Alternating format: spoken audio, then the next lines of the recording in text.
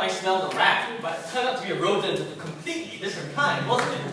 Let's be very clear what this debate is about. I'm not going to issue a definitional challenge because I want to spare all of us the agony of having to troll through 4 minutes of justifying what this debate is actually about. We think that if the state commits genocide against people, that's genocide, not social injustice, and you have a right to resist. That is the status quo already. You are not even changing the status quo. Stuff like Egypt and Libya, where the state takes a gun, walks up to you and shoots you in the head. We believe you can knock the gun out of that soldier's hand.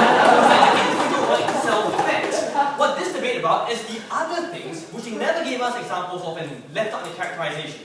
Things like you having less access to political rights, so we can have a debate on that. Things like severe economic inequality, we can have a debate on that. So let's stop pretending that this debate is about genocide or state systemically massacring people, because that's already covered under status quo, and it's not what the debate's about. That's not what social injustice is.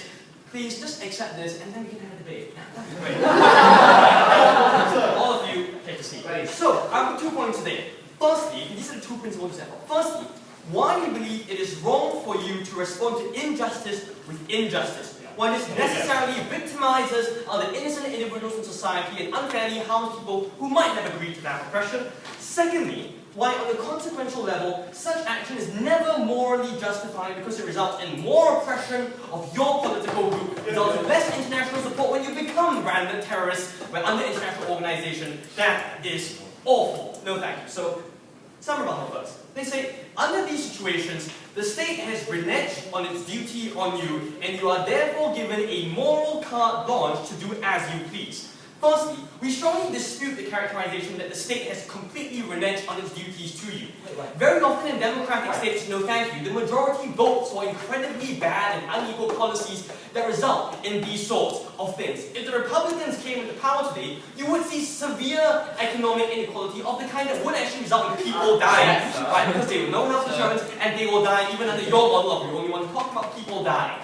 Right? So, even under that circumstance, no thank you, the state might well have a moral mandate of some kind to obey that particular policy. We don't believe it is legitimate for you to act outside the pre-existing democratic mechanisms. I'll talk to you more about that later. But secondly, just because the state might have reneged on its duty on you does not therefore give you moral carte blanche, right? No thank you.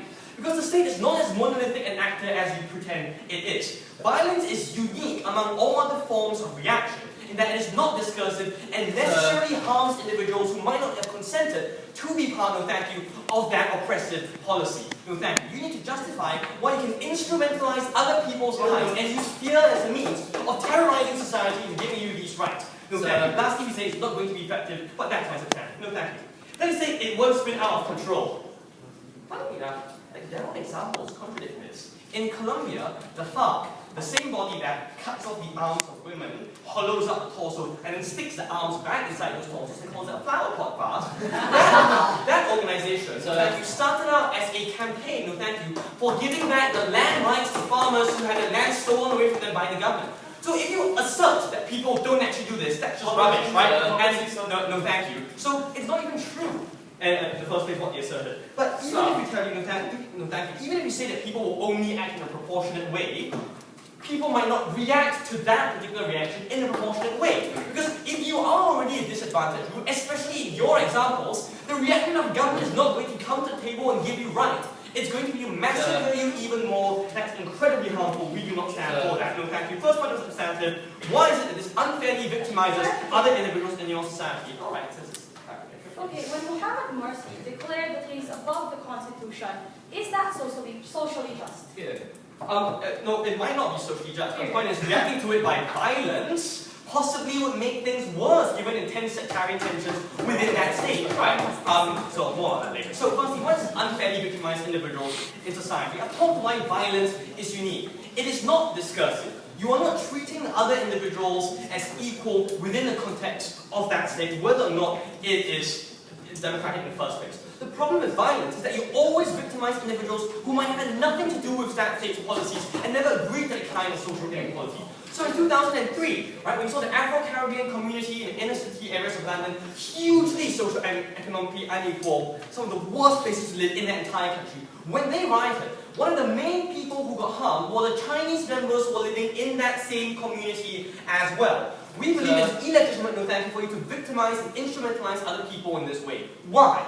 Because innocent individuals should not be treated as mere means to an end. We believe it's an essential respect for your dignity as a human being that we not do this. But even those other people who might have consented in some vague way, like buying the democratic vote, to this kind of oppression, why is it even in this case you cannot use violence against them? Why? Because the state is the moral interlocutor between what I vote for and what the state actually does. So you cannot harm me as an individual. That's why, for instance, we do not think that, no thank you, if a Republican votes for a horrible policy, you can then attack him on the basis of that. Your duty is to treat them as other human beings within that particular context, right? I'll take opening. So different levels of social injustice necessitate different kinds of responses.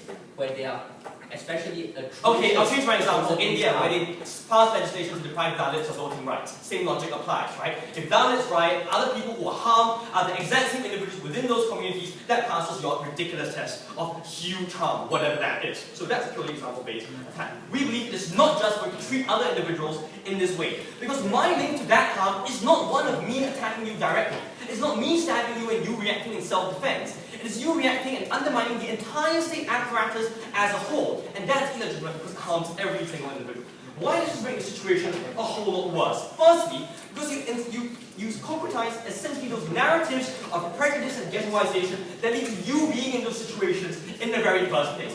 If you are a Dalit and you riot, the government is then going to say, look, they are different from us, they are violent, they are crude, this is exactly what legitimizes our violence against them. Secondly, you damage things like infrastructure in the areas where it often helps those people who are the most worst off, right? Again, look at the kind of violence seen in India where entire rail tracks get stopped for weeks, and the worst people who are harmed by that are other members of that poor community. You also decrease international support when you use violence, because international organizations brand you terrorism. That's why the FARC lost all moral support from the international community when this happened. But worst of all, you see reprisals and state backlash. The kind of states you talked about are already under martial law, where there's no social contract to begin with. So they already have carte blanche to use violence, to give them all the more reason to do the kinds of things you want to avoid against these people. For all these reasons, we are incredibly proud to oppose.